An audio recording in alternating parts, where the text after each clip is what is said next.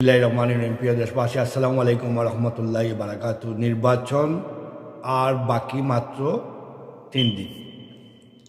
12 ফেব্রুয়ারি যে নির্বাচন, এটা বাংলাদেশের জনগণের জন্য খুবই গুরুত্বপূর্ণ।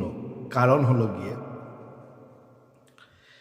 বাংলাদেশের এই নির্বাচন গত 15 বছর বাংলাদেশের মানুষ তার ভোট কেন্দ্রে গিয়ে স্বতঃস্ফূর্তভাবে তার আনন্দ, তার উদ্দীপনা, তার যে একটা গণতান্ত্রিক যে অধিকার, সেটা কিন্তু প্রয়োগ করতে পারে নাই। তাই মানুষ ফেলে ফুফে উঠেছে বিগত দিন। তাই দেখেছেন আপনার শেখ হাসিনা কীভাবে পালিয়ে যেতে বাধ্য হয়েছে। অনেক মানুষকে মেরেছে, অনেক মানুষকে আহত করেছে, পঙ্গুত্ব বরণ করেছে, অন্তত্ব বরণ করেছে। তারপরেও সে টিকে থাকতে পারেনি, সে পালিয়ে গেছে তার দল বল সবাইকে নিয়ে। তো প্রিয় দেশবাসী, আমরা বারবার এগুলা দেখতে চাই না। আমরা বারবার এইগুলা দেখতে দেখতে আমরা এখন বিতৃষ্ণা আমাদের হয়ে গেছে।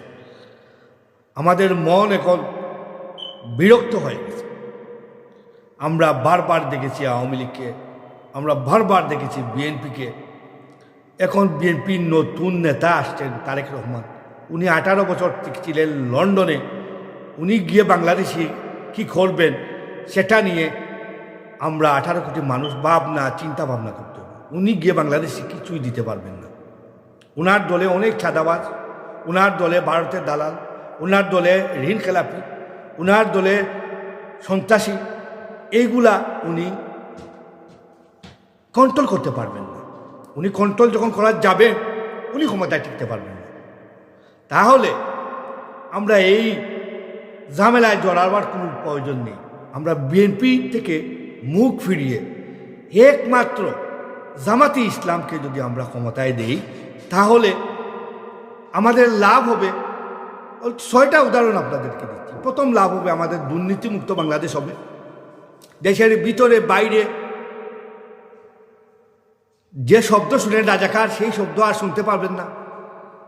নারীদের মূল্যায়ন সবচেয়ে বেশি হবে জামাত ক্ষমতায় গেলে। সার্বভৌমত্ব সঠিক থাকবে। বেকারত্ব দূর করে কর্মসংস্থানের